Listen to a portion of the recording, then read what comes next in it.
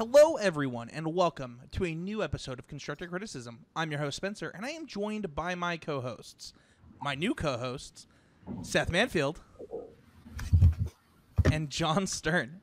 Just to be clear, Seth and Jon, this is also an audio podcast, so that you do need to talk when you make hand gestures. Oh, we can't just wave. Hello, everyone. How's it going, guys? Pretty good. I mean, I just got back from the Pro Tour a few hours ago, so a little bit jet lagged, but I'm pretty excited to be for the three of us to be doing our first podcast together. Yeah, it's pretty exciting. You know what else is exciting is our sponsors at Oasis Games. You can check them out at mtgoasis.com. You can get 15% off of your first order by using the code CCMTG at checkout. And you can get 4% off of every order by using the code Would That Be Good. It's super awesome. I mean, you really can't beat the prices on 15% off your first order. We've had people buy modern decks, legacy decks with that code. So check them out at Oasis Games, slc.com. You can check out our other sponsor, Ink Gaming. Use the code CCMTG10 at checkout. They'll give us a little bit of a kickback. It'll help us get Jon a new mic so that you can't hear us clicking, stuff like that. So we really appreciate both of our sponsors, and they mean a lot to us. Today we're going to be talking about the Pro Tour that Seth and Jon just came back from. We're going to dive deep into the deck that did the best at the Pro Tour. Maybe talk a little bit about what these guys played, and then kind of some other stuff overall. Before we do that, though, if you want to support the podcast directly, you can do so by going to patreon.com/ccmtg and becoming a patron of the show. And when you do that, you get to submit questions for our #AlwaysImproving segment. #AlwaysImproving is the point of this podcast. We believe if you're not getting better, you're getting worse, and we want to do what we can all the time to improve ourselves. I mean, obviously, now I'm surrounded by people that are just really good at Magic, so hopefully they have a ton of room to improve too and can share those insights as they get better as well. This week, our question says, recently I've been losing in top 8 of PPTQs a lot. In the past, I was often able to win a PPTQ every season. The last 2 seasons, however, I have found myself getting tired and bored during the event, and it's been hard to keep my focus. Is there anything that I can do during top 8s to help me keep my focus and start winning again? Why don't we start with you, Seth? Well, I think it's one of those things playing Magic where once you find yourself reaching a certain level of comfort, maybe it's like midway through a day one of a Grand Prix for me. I'm not out there playing PPTQs, but it's still, I can use the same sorts of info. Sometimes it's just something that I'm doing a lot, and so my brain kind of can shut off momentarily, or I can just have a lapse in judgment at a moment. And it's easy to do that, and when I do it, it sucks because it's one of those things where you can reflect on it and you're like, obviously you want to be giving it your 100% as often as you possibly can.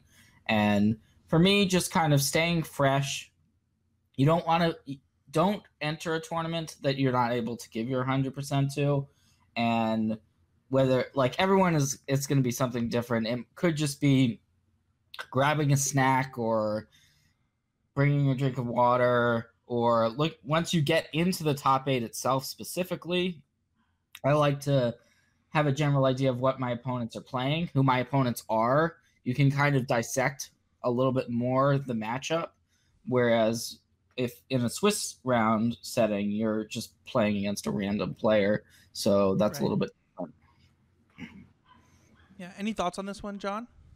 Yeah, I think so. Just from observing Seth in tournaments, as the tournament gets closer to the end, I've seen his focus and stress about the event, it increases. Whereas I think a lot of people, and myself included, we have this sort of a mental letdown when we've accomplished something that we think is good, or I got my 3 pro points, so no matter what happens, I'm going to be happy with my result. Yeah.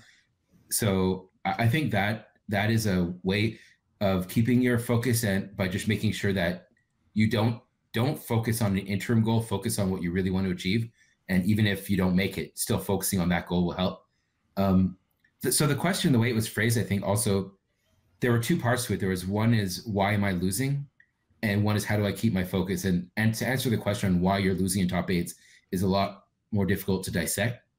But one thing that can happen at sort of a PTQ level event is that you might be choosing a deck that is really good against the field, but is maybe going to face a tough matchup at the end of the tournament where you have to win your quarterfinals, semifinals. You have to go 3-0 at the end of the tournament. So you need to be playing a deck that's not going to have a really unfavorable matchups against the best decks rather than just against the field in general. And that might mean you make top 8 a little less often, but you'll be well positioned when you do. But I think, sorry, go ahead. Yeah, there could also be other variables involved that we don't know about in a specific circumstance. Like maybe the field of these particular PPTQs has either grown in size, or it's become more complicated, or the format has changed.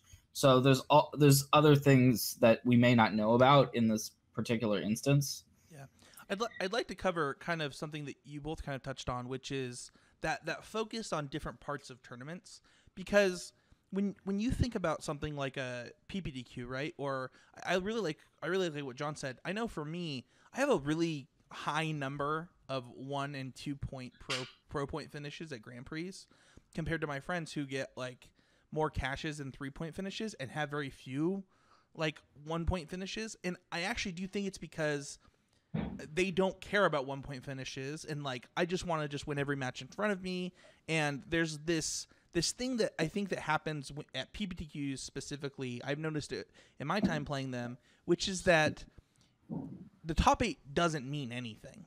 And what happens is you start to separate yourself from that to the point where the entire event is boring if you don't win, because let's be honest, PPTQs are kind of boring. And I think that the advice that I would give this specific person is just, you're going to this PPTQ to win the PPTQ. You're not going to top 8. You're not going to get some booster packs, right? It's a pretty poor use of your time, and it sounds like the winning is the most important thing to you. And I would remember that going into the event, throughout the event, is that, you know, that 3-1 start or that 4-1 start or that 5-0 start, right? That's just a beginning to an end, right? The end is that you want to win that PPTQ, and you kind of have to remember that throughout the whole event, because those events are not fun.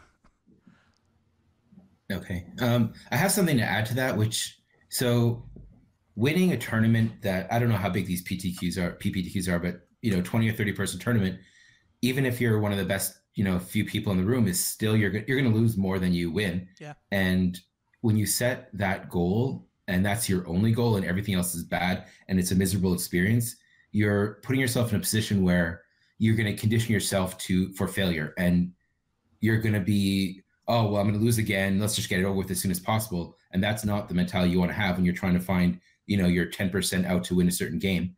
So I think also what Seth said is, like, you don't have to play every tournament.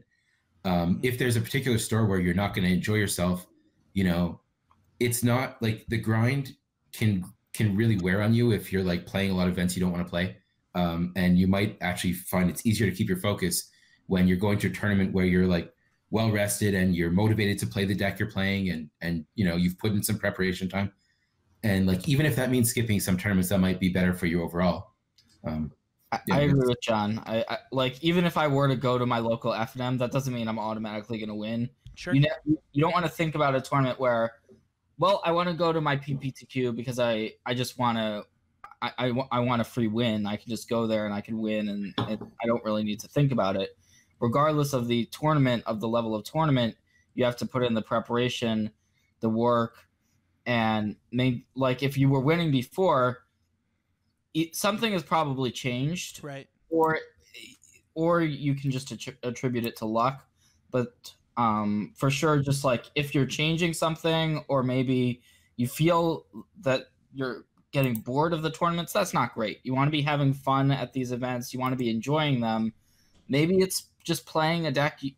Like sometimes, even like at the last Pro Tour, which maybe we'll get into, I was playing a deck that I actually enjoyed playing. Right. I knew it probably wasn't the best deck, but I knew that I would be able to focus on it, play my best Magic with it. And so maybe it's making a different deck choice. There's just kind of fiddle around with your preparation and your approach to these events would be my suggestion. And that's advice that we've tried to give on this podcast before, is just trying to make PPTQs fun again, because the grind is real in qualifying for the Pro Tour right now. So trying to have fun again. If you're not enjoying yourself, that's another way that you could lose focus. So I guess I have one thing to add, which is that if you're looking for just a quick tip that's not sort of like an overarching change in your mental approach, I think it's very difficult to sort of increase your mental focus and then let it drop and then increase it. And that one way to keep it sort of high the whole tournament is to always have like a small card game, whether it's Love Letter, I play Hanabi. You can bring like a 2 fast modern decks that you want to test, and just do things that engage your brain when you're on break rather than just sit there and watch the clock. And that might help you not get tired and bored so easily. yeah, there's lots of really fun out of the box party games that I see players bringing to tournaments, and it's a really good time. Well, let's move on from the question, and let's talk really quickly about this podcast just for a second. So I just want to welcome these guys. I wanted to get the Patreon question done, but I also just want to kind of take stock as to what's happening here. So it's week 1 of this new podcast. We're really excited about it. And I just wanted to give, during hashtag Always Improving this week, I just wanted to give everybody a chance to kind of talk about who they are, why they're doing the show, and what the show is about for them, and how they hope to help people improve at Magic going forward, because that's the point of this podcast. So why don't we start with myself. So for those who don't know, who are new to the show, welcome. My name is Spencer Howland. I'll be the host of the podcast, just like in the past. But I'm a Magic player from Utah. I've qualified for the one Pro Tour myself.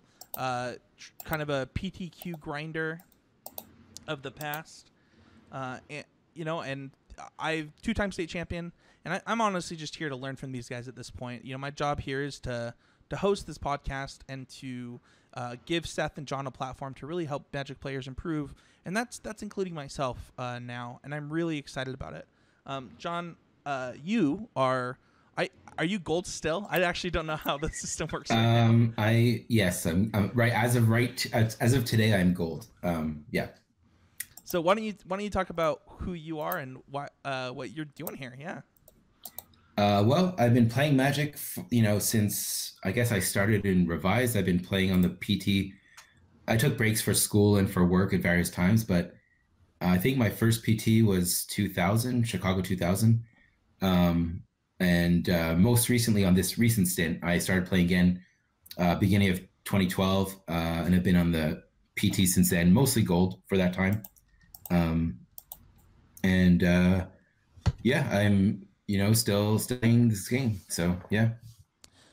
In terms of what I want to get out of the podcast, when I think about Magic, I think a lot about theory, and a lot of it is preparation theory, but not just like how to improve a deck, but how someone might get better at whatever task they're trying to do, and how you can organize people to work alongside you to achieve these goals. And I thought the approach of your podcast is really interesting.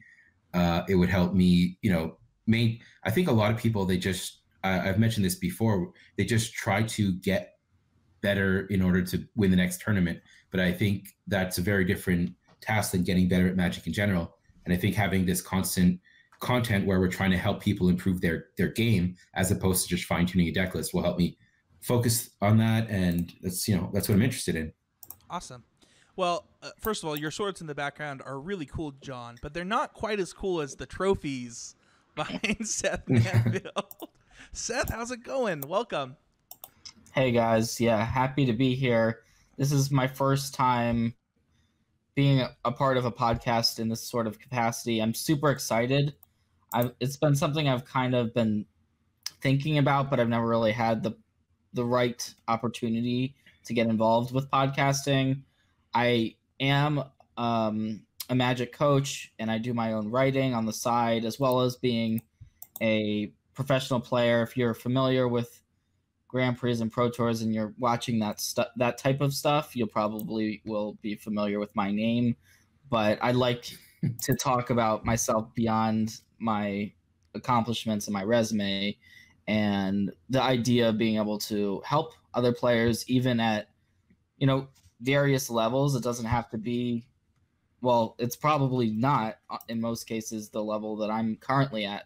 So I'd like to be able to see if I can Lift kind others.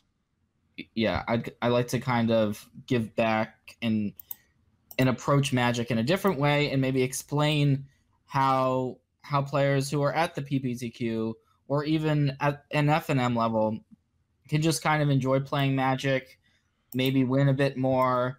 And I like talking about Magic, which I don't really have a great way to verbalize some of my opinions other than in written form, and I think this is a great way to do that. Well, we're excited to have you. Also, congratulations on your Hall of Fame weekend. I hope that it was amazing, because that's the pinnacle, Seth. So congratulations, man. Thank you. Yeah, I've gotten quite a bit of feedback about that. For those who are unaware, I was inducted into the Hall of Fame, and that happened just very recently at the Pro Tour in Atlanta. And yeah, it was a bit emotional for me to actually physically be inducted, and I did get a little bit emotional because Magic just means that much to me, and it's been something I've been playing for so long, been working towards, and been putting so much of my time into, and it was just kind of this culmination of everything adding up there. And so feel free to watch the speech. I've heard tons of different opinions on it, but what I can guarantee to you guys is I'm just going to be myself. I'm not going to try to put on some face or be someone that I'm not. So that I can for sure say, you can trust me on that. Well, we're excited to have both of you here. Thank you so much. It's been a couple months coming, and we're finally here. So hopefully, as we do the show, #AlwaysImproving will be here to stay. Just like Jon and Seth have said, this is the goal of the show. There's a constructed focus on this podcast, right? Like, we want to be helping you get better at constructed, and a large part of that is because that's the way most people are going to qualify for the Pro Tour. That's how they're going to achieve a lot of their Magic goals, and the training grounds will be here to help across all of Magic. But we're really excited to keep always improving being our focus. And speaking of that, let's get into this week's deck of the week. Speaking of constructed, and today I want to talk about the white aggro decks that did well at the Pro Tour. So I'm going to use this opportunity really quick to talk a little bit about the Pro Tour. So Seth and Jon, we do a power ranking segment typically on this show, and we're not going to do a full power ranking segment this week, just because sometimes the Pro Tour data is a little bit harder to use. But I did go ahead and do a power rankings this week. And I gave decks 3 points for 27 to 30 points, 2 points just below that, and then 18 to 20, they got 1 point. And the way that this broke down is Jeskai Control came in with 27 points, Mono Red and Drakes came in with 35, Green Black Midrange came in with 55, and White Aggro came in with 56. And so White Aggro did the best at the Pro Tour in multiple places too. White Weenie had the highest day 2 percentage of decks over a certain amount as well. So this deck really was the deck of the tournament, Seth. Oh, it was. Yeah, I mean, look at the top 8. I believe there was six copies of basically White Aggro, and then I believe the top 4 was, at least the finals we know was definitely 2 different White Aggro decks. Now, there were different versions of the deck, and there were very mixed results from, like, for instance, we look at the deck that LSV played, which is kind of the most innovative version of the deck because it relies on the life gain element. But I believe that his Pro Tour team only finished about 49 and about even with the deck overall, even though he did really well. A lot of his teammates didn't. Yeah, he said 44% win percentage for the team on that deck. 44%. So we have to look at a lot of different data points on this. We saw how his deck operated in the top 8 itself, and it appeared that he was favored in those white mirrors, but I believe that they may have been giving up some percentage points against black-green at the same time. So it's hard to say, is that actually the best version of White Weenie? That may be very much a metagame call. And then we're looking at the heroic reinforcements versus more of the tokens version versus Venerated Luxodon? What's your big play in the deck? And I think that even though we know, okay, this Benelish Marshall card is great, History of Benalia, the various 2-drops like Adanto Vanguard is great. So we know that there's this core part of the deck that's base white that is very powerful. It's still kind of unclear to me if there's like a so-called best version of this deck, because there's a number of different versions. And it's also very weird to me because while there were 6 copies in the top 8, I'm not confident that this is like a red-black chain whirler type thing where it's just going to be a dominant deck moving forward, because there were a lot of other strategies that did pretty well. Like I practiced against this deck leading up to the Pro Tour. It was impossible to ignore. It crushed the mocks, and I felt like the deck that I played and that my teammates played had a positive win percentage against the white decks, but we kind of didn't play them. They were kind of at the top of the standings while I was kind of more in the middle. And so sometimes you get these weird pairings, and it's one of these circumstances that's hard to explain. I believe at this moment, for sure, white decks, that you should be gunning for them on the very top of your radar, but don't forget about everything else, would be my take there. So I had LSV's deck up on the screen. I had 2 more decks pulled up, John. One of them is Andrew's list that won the Pro Tour. That went, Veteran Loxodon, I think is the name of the card. Both of those lists had that. One of them playing Rustwing Falcon over the Healer's Hawks and Subhorn Sentries, stuff like that. There's so many different 1-drops that are seeing play, John. How do you decide which version that you would pick? Okay, well, so you're starting from the point of this is the best deck and you're going to play it, and which version do you play? We can start there. I think that this is the deck of the week, and that's what's important. Whether it's the best deck tomorrow, whether it's the best deck in 2 weeks, I think that's easily up for debate. But it is a deck that we know people are going to gravitate towards across all levels of Magic due to its success on the Pro Tour. Yeah. So I guess, like Seth was saying, this deck, it's now had 2 very successful weeks because it did extremely well at the mocks. Although, like, if you said going into the if you look at the day 1 metagame from the PT, I will probably talk about that later. But Black Green was the most played deck, and I think that a big part of the success of White Weenie is probably based on a good Black Green matchup. And if people tomorrow are starting with this is the best deck, then you're going to see a very different metagame. And I played a completely different deck than Seth. I played mono red, and I also thought I had a good mono white matchup. And I didn't play against mono white. Obviously, I was doing badly in the tournament, but I played my 5 rounds and I didn't face mono white a single time.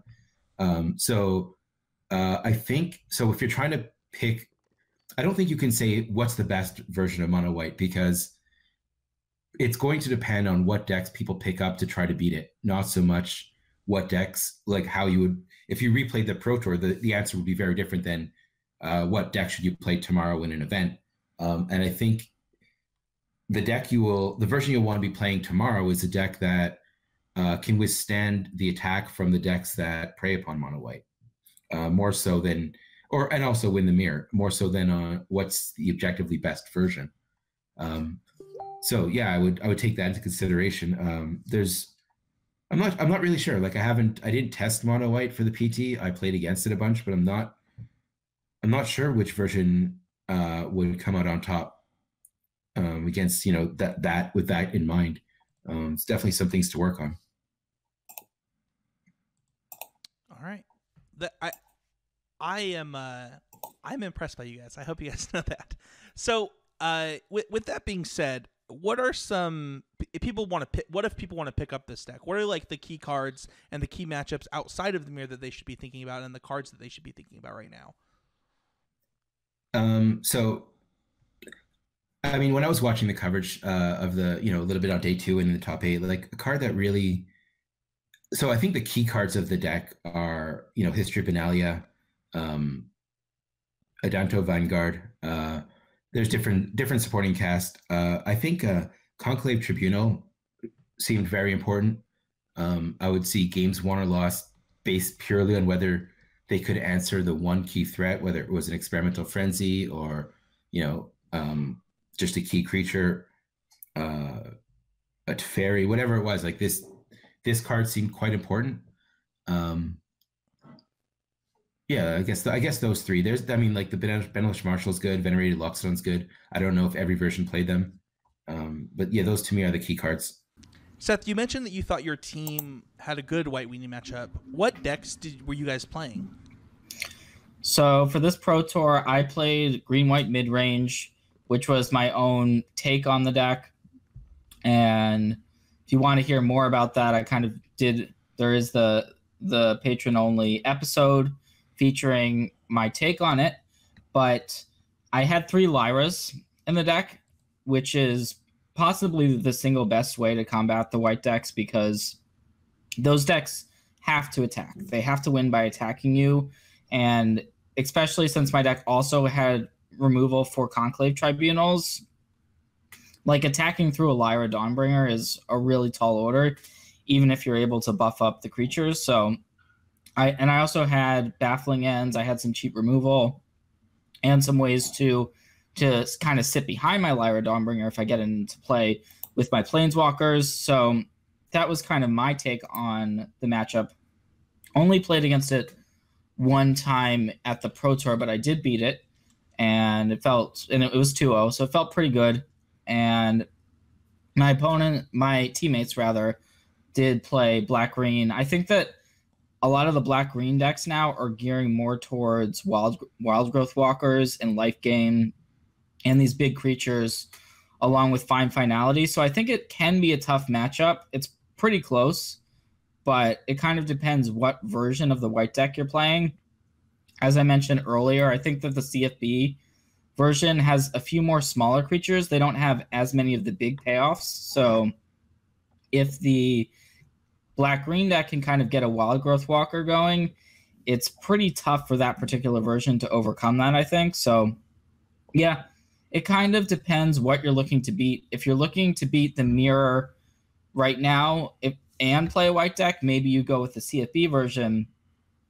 But that's kind of making the gamble that people are going to stop playing black-green, which I'm not really sure that, even though there was no copies of Golgari in the top 8 of the Pro Tour, I still think it's a pretty popular deck. We've seen it kind of show up in big numbers at every major in-person tournament. So for me, I'm going to Milwaukee and I'm this weekend, which is the Grand Prix, and I'm still kind of expecting to see Golgari. So don't discount decks like Golgari, the Is It Phoenix deck, Jeskai Control, and Mono Red. Those are still decks that should be on your radar. Well, let's actually transfer into the whole conversation about the Pro Tour for our training grounds, and let's actually talk about the metagame specifically. So I'm just going to throw out some day one numbers, and then we'll talk about the day one numbers really quick. There were 113 Golgari decks, making up 22.2% of the meta. The red-white aggro decks, there were 81 of them. They made up 15.9% of the meta. Is It Drakes with 66 made up 12.9% of the meta. Mono Red with 64 decks made up 12.5% of the meta. And Jeskai Control with 56 made up 11% of the meta. You know what's crazy, too, is if you just switch white-red and Golgari places, though, that's the order in which they did the best at the Pro Tour also. So one of the questions could be, John, was it a self-fulfilling prophecy that these specific decks would do well because the players brought them the most in volume? Okay, so I think the biggest thing, like when we did our patron only episode, I mean, you asked me what decks I expected, and I basically listed 8 decks, and these were the most played 8 decks. So in that way, there were no real surprises in terms of archetype. And I think a big factor is, the Pro Tour was 7 weeks after the release. There's been major tournaments. There's been some GPs, some SCGs, the mocks that has sort of refined the metagame to the point where you need to be pretty confident that what you're doing is good to go off the beaten track. Seth came up with this white-green mid-range deck that, wasn't really expected, and that's maybe a good idea. But I don't know if it was self-fulfilling. I think these are just the best, archetypes with the card pool right now, and doesn't mean you can't do something else. But I think the surprises maybe were in the percentages as opposed to which decks people played. Yeah, Seth, 22% for Golgari. Yeah, I think that they were talking to a number of other pros. They were saying, we were only expecting 10% Golgari, and I kind of made a face at that because it sounded like they must have been playing a lot online or looking at the Mox results in particular, rather than looking at the Grand Prix that had happened a couple weeks ago. I believe one of the European Grand Prix had 40% Golgari. So, and the deck did well. And so those same players if they did well with Golgari, they're going to continue to play Golgari. They're not going to drop the deck. Like we saw Javier Dominguez, for instance, make top 4 of that Grand Prix. And then, of course, he brought Golgari again to the Pro Tour. That's just kind of a trend we're going to see. If a lot of players play a deck and they do well with it, they're probably just going to stick with it unless for some reason the deck is no longer good. But we're not seeing these cards in the metagame that are super one-sided. Like we'll see maybe Deafening Clarion is like one of the signature sweepers but Jeskai has to play that card against white decks just to kind of have a chance. But there's no like one card you can put in your deck that you can just like completely shut down another deck. So you're really just kind of, like John mentioned, percentage points. You're kind of just trying to leverage that a little bit. Like, all right, I want to make my list 5% better against Golgari or 5% better against Is It Phoenix or white decks by changing a couple cards or a couple sideboard slots. That's kind of where we're at in the format because we are a few weeks into it. We know what the best decks are. Do you expect Black Green to be the most played deck set? At this weekend, for the Pro Tour you're asking? For the PT, yeah.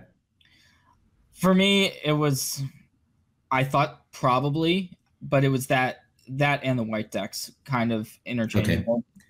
Also, I noticed when I was looking at the data, they have red-white aggro as the second most played deck, and they have Boros aggro with a significant percentage, about 7th on the list. So I don't know exactly what line they're choosing to separate those decks. I think it's like the white-red mentor strategy more so in the Boros deck, but they both play probably pretty similarly, and that makes the percentages even closer if you add those two together. Yeah. So I did on our data that I posted on the Patreon. I believe the total comes to 88 decks. Oh, no, because I'm not including Boros aggro, which is another 18 decks. So that would put it at 106. One card. So we're talking about specific cards that could, like Seth was saying, there's no single card that pushes one of these strategies out because the Jeskai deck already has to play Clarion. It's not a new card they're going to start playing just to beat up on white. I think one card that you could see move in and out of the metagame as a response is Lava Coil. Now, I don't think that's specifically the card you necessarily want to beat mono red, but if the Crackling Drake deck gets a little more popular, that's kind of a metagame card that I played one copy in my main deck. I think the red decks could start playing more. So that's a card I keep an eye on. Certainly if the blue tempo deck gets popular, that's a great card. And I think Seth even mentioned Lyra could be another card that sees an uptick in play just because it's good against... I mean, let's be honest, Lyra is good in basically every matchup. It's a must-steal threat in every matchup. The only problem is it's like mana cost against control, but you need threats anyway. So, well, I think it's probably bad against control. I don't know. I'm saying that's what I'm saying. It's like that's where it's at its worst. Mm-hmm. Another card that I wanted to play at this Pro Tour, but I just never really got the right shell for it, is Settle the Wreckage, because it's a way to actually deal with the Adanto Vanguard. But the problem with Settle is you want to be playing it in a control deck. Like, sure, LSV, okay, we can talk about how he blew out Dazani to win his semifinal match. That's a very memorable moment. But it was a one of in his sideboard. Right. So to put that in perspective, like, he's an aggressive deck. So he's not going to be like overloading on settles. I don't think in that deck is correct. But for a deck like maybe a slower white-green deck, like I did have a settle in my list, but I think that the best place for settle is in control, The issue with putting it into control is the mana base right now, because blue-white control, there's only really Glacial Fortress as the premium blue-white land that you want to be playing, and then like you have to go to Meandering River and stuff like that, and there's disadvantages to just playing straight blue-white. I think that if there's a way to incorporate maybe some settles into a Jeskai list or another type of control deck, maybe Esper, maybe blue-white, like for me, that's a card that if you're able to kind of have other spells and have, like in your deck, like say Chemister's Insight and Settle work really well together, Right. If you're able to start passing the turn and then have other things to do if you're not settling the opponent, like that is one of the best sweepers that's still kind of in the format that I could see seeing more play. We saw very little of it at the Pro Tour. One thing about blue-white control as well is one of the cards that really stood out to me at this Pro Tour was Niv Mizzet. Like that card was just way better than it had looked throughout its entire time in this format to me. And Seal Away is a card that I saw seeing play in some of the Jeskai lists that wasn't happening on MTGO. So that's another one that that surprised me. I have a couple of thoughts about, like, I agree with Seth about Settle the Wreckage versus the white decks, but I think one thing that's keeping it out of play, or maybe relegating it to sideboards a little bit, is, so I played mono red, and for an aggressive deck, Settle is a card I was not afraid of at all. Thinning my deck, getting lands in play for Experimental Frenzy was very useful. I didn't care about, my 2/1 that's already done 2 damage, or my one drop haste. Like all of these are cards I didn't even really mind trading for a land at some point. Right, and especially with Banefire, right?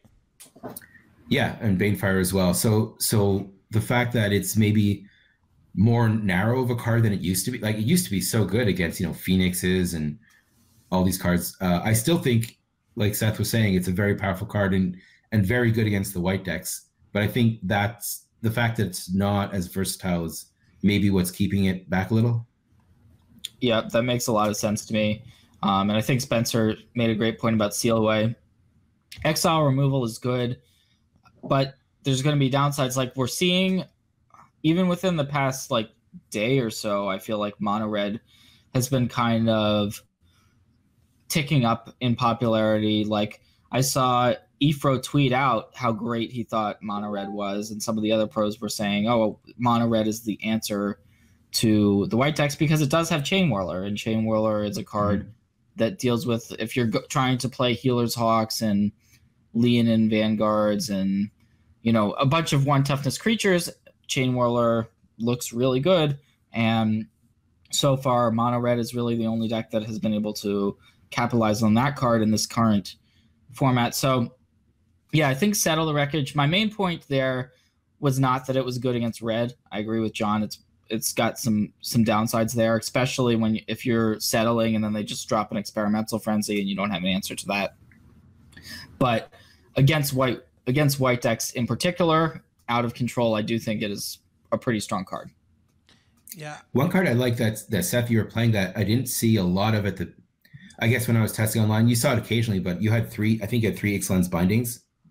Oh yeah, I love Ixalan's Binding in this format because it can actually be card advantage, because you're often sticking your opponent with a card in their hand, especially against a deck like the Drake's deck, where they're going through so much of their library that if you get one Drake, like you may get a second one, and it's a flexible removal spell and it exiles. Anything that exiles, like for me, playing it in a deck that wasn't playing a lot of small creatures, or if they were Llanowar Elves, it was a very easy decision to play all Ixalan's Bindings and no Conclave Tribunals, because I think the upside on it is definitely relevant. Oh yeah.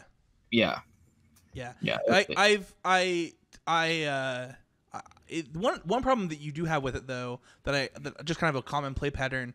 So I played Jeskai Control today and 5-0'd with it, and you guys are just basically validated everything that I thought about this format so far. And I had an Ixalan Binding in the main and won the board. And I Ixalan's Binding a Arclight Phoenix, thinking that's sweet, and then it was not as sweet as I was hoping. But that's somebody they do come back, everybody. They do still come back. I've never won a game where my first frenzy got binding. You've never. So Oh, I don't it even just- think that Mono Red can win a game against a lot of decks that would be playing Ixalan's Binding if you're. Well, if I think it's if good it against gets- mono white. If it gets a binding, I'm saying. Yeah. Another that- card that that's actually fair. surprised me at the PT. So there's a card I was thinking about because I played it in the previous standard a lot, and I thought it was like I'm talking about Karn.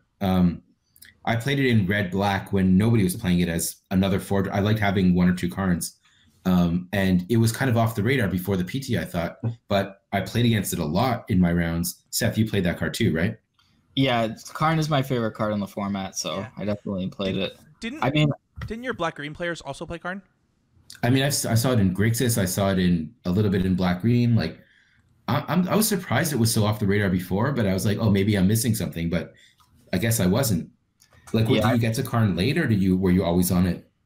Well, I played three Karns in my black green list that I went 12-3 at the last standard Grand Prix, and it was great for me with like I had druids and elves. It was just Golgari, and I was kind of telling my teammates, yeah, like you should put Karn in your deck. It's just a good card, especially if you have ways to play it on turn 3. It's really good. I believe my teammates ended up like with one Karn, but I wanted to go bigger because I just wanted to draw it. I wanted to make sure I drew it. Sure. And if my opponent killed the first one, I wanted to be able to, all right, just throw the second one down. And the great thing about Karn is that it just, like for a mid-range deck where there's not really a bunch of card draw, but like the card advantage in this format is Explore, right? So like it allows you to go through so many cards in your deck. Like I played a match against JD and Clamperins where she was on Golgari, and I needed to find one of my Ixalan's bindings to deal with her Vivian Reed that was going to go ultimate. And I went through like 10 or 12 cards with my Karn, and on the last uptick, it was on like 10 loyalty or something. I finally found it, and there would have been no other way for me to deal with that Vivian unless I had just been going up with Karn just to be able to see all those cards. So I think it's a great way to get some card advantage. If you're able to defend it, it's a 4-mana play that it doesn't immediately take over the game, but it will take over the game if it just stays in play. So the way that would typically happen, right, is you're taking it up for card advantage, and then eventually you just turn the corner by going like minus, just grow team, right? Yeah, it depends on the deck. I'm rarely actually making the creature with it because I would rather just be like normally I'll have better spells, and like going a 1/1 into 2/2s into 3/3s is kind of slow. Sure. And it's also a significant amount of loyalty that you're using. So since we're no longer in a format where you're playing Karn alongside a lot of artifacts, I'm normally only making the construct if I'm chump blocking, which is so not normally doing that. Thank you. That's helpful. I'm excited because after this podcast, I'm going to put some cards in some decks. So I'm excited for that. Awesome. Yeah. So one thing that I just want to wrap up is on the day 2 metagame, the highest conversion rates were pretty clear. So we have red white aggro, how it was classified with 69%. Mono red with 67. Is it Drake's with 68? And then I think the highest was Selesnya tokens with 76.9. And then I think White Weenie was next. But Selesnya midrange also in the 60s. So it looks like green decks actually did have a good conversion rate kind of throughout. So a couple ones I mentioned at the end there were very low percentages. So you might just have like a handful of players who did well. I think like the white green tokens or the white weenie. I think if I'm looking at the stats now, I think like the big loser by far was the blue tempo deck, which had a conversion of 43.8%. I think that deck was just probably the worst choice of the main decks. And the other one that's so you expect like the most played deck to have a middling conversion rate. So like I'm not surprised black green is lower than some of these other decks, whereas decks that are maybe good against black green had higher ones. I think the Jeskai percentages. This is something I was talking to a few a few pros after the tournament. When you play a deck like Jeskai at the PT, like a deck with sweepers, with control elements that's just trying to buy time, when you play that against very high caliber players, you don't get a lot of the free percentage points that you might get, at a PPTQ or the early rounds of a GP, where, they might overextend when they shouldn't. They might, play the best spell into your counter spell and have no follow-up. But at the PT, people are going to play around settle. They're going to, play around your sweepers when they can, and also know when they can't. And I think that might be, I don't think Jeskai's a bad deck. I think Jeskai is a good deck, probably good against the white decks, but it had a bad conversion rate. And I think that might be part of the reason why. I think it's interesting, some of these stats, like there's variables that we can take something from the stats, but I don't think you should get too caught up on them. I do believe that the mono blue deck, like for me, it was a deck that I decided not to play, even though I liked it, because I didn't like the matchup against mono red or against Boros. But then you see, and you look at the conversion rate, but then you see someone go 10-0 at a pro tour with that mono blue deck, and it's like, all right, like what the hell? Like, how do you, like, if the deck's bad, how do you go 10-0 when it's extremely difficult to go 10-0 at a pro tour? And there was 2 players that did it this time. But part of that would be, sometimes you'll see those types of stats, and then you'll be like, well, why isn't that player in top 8? Well, they were probably playing at lower tables. They probably had a very poor draft record and that sort of thing. And sometimes you'll get into these situations where, like, at the top tables, it was all white decks somehow playing against each other. And then at the bottom tables, it was maybe more green or maybe something else. So kind of these wonky stats. I want to go back and retest these white decks to kind of figure them out. Like the Dazani deck to me looks on paper a little bit worse than the other decks, at least from my play style, because it's more red based rather than the Benelish Marshall Luxodon version. And I feel like that may not be where I want to be, but I think that's kind of the conclusion that most of us are going to draw from looking at some of the Boros decks. I think Andrew's deck looks good. I think he went 8-2 with it in the Swiss rounds, and then in top 8 it played out pretty smoothly. So that would kind of be the version that I feel like most players are going to stick with more so, but let's not count out some of the other variations of the deck. So I think one of the most interesting things to see within the next couple of weeks is going to be which version of these white decks players start to go towards. Awesome. Well, let's wrap this up with a couple of just questions for you two.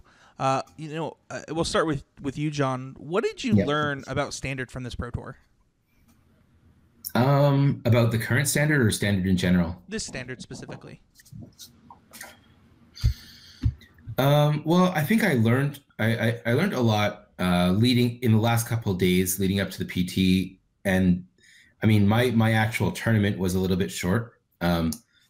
So I played the mono red deck, and I think I talked about this a little on the Patreon too, is I wasn't super confident because I felt like matchups I sort of took for granted were worse than I thought. And the bad matchups, like normally in Standard, you have very close matchups. Even a bad matchup, you might be like 40%. And I felt that I was losing more percentage than that against some of the black-green decks. And it wasn't justifiable just to have like an advantage in a couple matchups, to have these really bad matchups. And I think that's probably also where the blue tempo deck suffered. But yeah, I mean, I think this format, I expect it to be a bit of a cycle. I think the decks at the top will go through a bit of a rotation. Like it's easy to look at the results with 6 decks in the top 8, white aggro, whatever different versions, and say that that's the best deck. But black green was the most played deck, and if white's the most played deck, you might see a very different, metagame percentage breakdown or conversion percentage. Different decks might rise to the top. I think that because there are a lot of good decks, and Wizards has been trying really hard to make sure that's the case. tuning your decks constantly is going to be important. You're not going to be able to pick up a 75 and say, I'm going to play this 75 all season. You need to adjust for what deck is currently popular, what deck people are going to show up with, what deck won last week. And I think that, so I think it's a healthy format. That's what I learned. I think that they did a good job, even though they probably would have liked a few different archetypes in the top 8. I think that it is a good standard format. Seth, what about you? What did you learn about standard from this Pro Tour?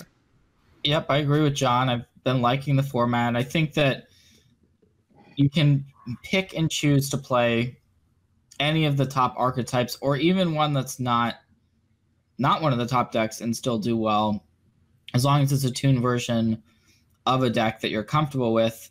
And I'm happy that I made, and I kind of prove that by playing a deck that a version of a deck that I don't think anyone else was playing at the Pro Tour. So kind of just trusting your gut with the deck decisions. The games themselves can be really grindy and long if you're playing a green mid-range deck. So I was playing one, and just kind of be prepared that you're not going to get these games that are ending on turns 5 or 6. They're going to be long and drawn out. So that kind of gives, if you're a player that is good with the green mid-range decks and can leverage play skills and going through your deck, and lots of these decks go through a huge portion of the deck. Like Is It Arclight goes through a lot of the deck. So if you're not playing the aggro deck, the white deck, prepare to play long games. That would be where I'm at with the format. John, are we both playing Legacy in Vegas? I'm playing Standard. Oh, you're playing Standard. All right, so you're both playing Standard this coming weekend. So with that being said, you're jumping in a league after this podcast. What are you jumping in with, John? I'm going to jump in with Seth's white green deck. For a number of reasons. I mean, I think a lot of the points he made, I really, I like a lot of the cards he's playing. I think what he said about Lyra in particular is very interesting, and I think it's probably a very good way to start on I want to play a white deck that beats the white decks. I mean, I'm going to try it. I think it's got potential for sure. And I think it survives the changes that come out of the Pro Tour. So that's where I would start. Seth, you're jumping in a league. What are you jumping in with? Well, I do kind of want to play my green-white deck again in a league. I will say that I like the deck a lot still, and I'm kind of have a couple questions with how I want to tune it. Like for last week, for the Pro Tour, I had 4 Tecatli in the main, expecting a lot of Golgari. Clearly, I wouldn't have 4 Tecatli in my main deck if I wasn't expecting that. So I want to jump into a league to kind of get a feel for what's going on with the metagame, and I like to kind of fiddle around with control, possibly a Jeskai Drake's deck with Deafening Clarion, because we kind of saw how great Clarion can be if you have a huge Drake in play already, because you can give your Drake's lifelink and sweep the board. So that's great if you're able to do both those things against the white aggro decks. And then another deck that I kind of want, another card I was mentioning earlier would be Settle the Wreckage, seeing kind of if that fits in a main deck somewhere in the format. Those are kind of the questions I'm looking to answer for this weekend. Well, I was staying in an Airbnb with Greg Orange, who's he played Jeskai at the Pro Tour and basically only considered that a control deck for this PT. And he basically just said, the Drake's deck is just a Jeskai deck without all the good cards. It plays the same cards. He was playing 4 Crackling Drake, and he was Clarion gain 7 life, and then he gets to play Teferi. So I think that's the list that I think the list I 5-0'd with today had 4. It's either 3 or 4 Drakes in it too. So I would play green white in a league next. I have a list that I sent my friends to test for Vegas. That's based. It's kind of actually a mash between Seth's list and the list that took 10th at the Grand Prix overseas. And Seth and I actually talked about that list on the Patreon only episode. So I also would jump in with green. I think that I think you can build your green decks to beat the aggro decks in this format, and I like it when I can do that. I think though, that would be, you asked me where I would start, but in terms of like a tournament next weekend, there's a few other decks I keep an eye on. I think like it's hard to do badly at a tournament with a deck and then run it back for the next tournament. But I think the red decks do still have potential, and maybe not right away, but if you keep an eye on the black-green numbers, if those drop significantly, then I think mono red is actually fairly well positioned. So I wouldn't throw that out. Like Seth was saying, though, I don't think you can just give up on black green just because they didn't top 8 or whatever. It's still going to be a popular deck. So for now, maybe put it aside. And I think also what I play next should be influenced by what questions I need answered. Right. And I think the biggest question right now is how are the white decks going to evolve? What version they can settle on? So maybe not what I would register tomorrow in a tournament, but in the next league, I probably want to play some of the white decks and figure that out. Awesome. Well, that is it for this week. I'm really excited about the future of this, guys. This was really fun for me. So you can go to patreon.com/ccmtg to support the show directly. Our next Patreon goal is to get tokens made. I know that they took away, Seth, your token at the Pro Tour, so I'm sorry about that. We'll have to get you a new one made. You can go to patreon.com/ccmtg, donate anything that you see fit. It's really appreciated. And then we can get some Jon and Seth tokens made and get those shipped out to our patrons. So did they give them to Gold Pros too, Jon? I thought it was just Platinums. No, it's just Platinums. Okay. Well, we'll get you a token anyway. Yeah, I need one. Come on, guys. No, just kidding. Well, yeah. Oh, go ahead. Yeah, there was a lot of uproar about the tokens and the shirts for this particular Pro Tour, but I think that, while we lost our tokens and shirts, which was probably, not a great move because it's a pretty low cost to have those, I think that I was very impressed with the overall numbers for the Pro Tour, viewing numbers, and the way that they incorporated pro players at the news desk and did some other things with them. So I think overall from this Pro Tour, I think that I would give it a thumbs up to WotC, but yeah, that was kind of the one negative, was the pro player cards not being around. I thought that the viewing experience dramatically improved for this Pro Tour too. So I heard Eduardo was really good. I didn't actually watch that much of the coverage yet, but yeah, Eduardo was good.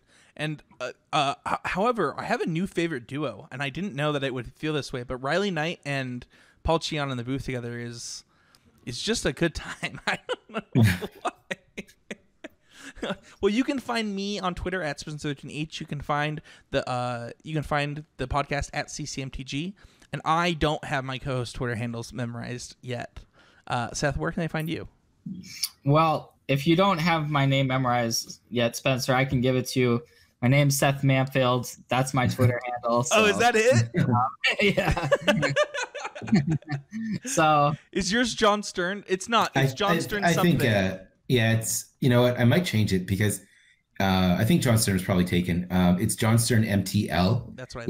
I was living in Montreal. I'm not living in Montreal. And yeah, I don't want it to be confusing if people think, Jon Stern MTG or something. So I'm going to think about it. But right now, at Jon Stern MTL. Awesome. And then you can find the podcast every week on constructorcriticism.com, mtgcast.com. Yeah, and we really appreciate it. Hit that like button, hit that sub button. It means the world to us. You can join the conversation by joining the Constructor Criticism family on Facebook. If you're a patron of $12 or more, you can join the Constructor Critics group. You'll get access to things like deck lists when they're available. You get access to just questions for different segments on the show, different things that we're doing, and access to that community. You can also join the Discord. It's the He's a Game Media Discord. You just go to the bios page at constructorcriticism.com that Spencer needs to update and join the Discord there.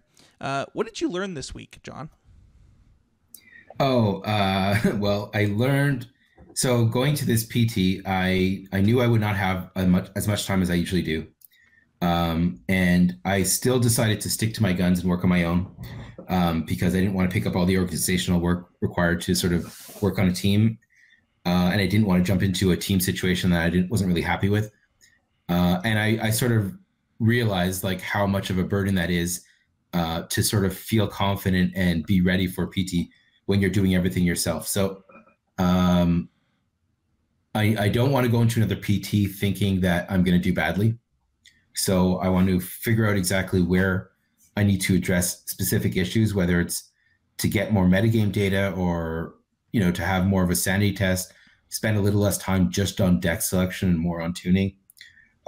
So yeah, I need to improve that aspect. I need to figure out if I'm going to work alone, how am I going to get this information? Or if I'm not going to work alone, how I can coordinate with other people to get the information that I need and, that they need to do well. So I learned the limitations of working on my own when I don't have as much time as I would like. Seth, what did you learn this week? Well, I learned that even though I thought I could juggle the Player of the Year playoff, the Hall of Fame, and testing for the Pro Tour with only a few days, it kind of hurt me actually at the tournament. I felt like because I was doing so much coordination for the Hall of Fame and then also thinking a lot about what I was going to do for the Player of the Year playoff, it took away some of my time and detracted from a little bit of my results. I felt like I could have maybe gone 11-5 at this Pro Tour with a bit, like if my play was a little bit better. And that's a big deal because one match win is 4 pro points and a chunk of cash. So I'm kind of leaving a little bit disappointed in myself. I feel like I left something on the table. For those who saw the match with Kai Bude, that was one of the really close matches. Could have gone either way.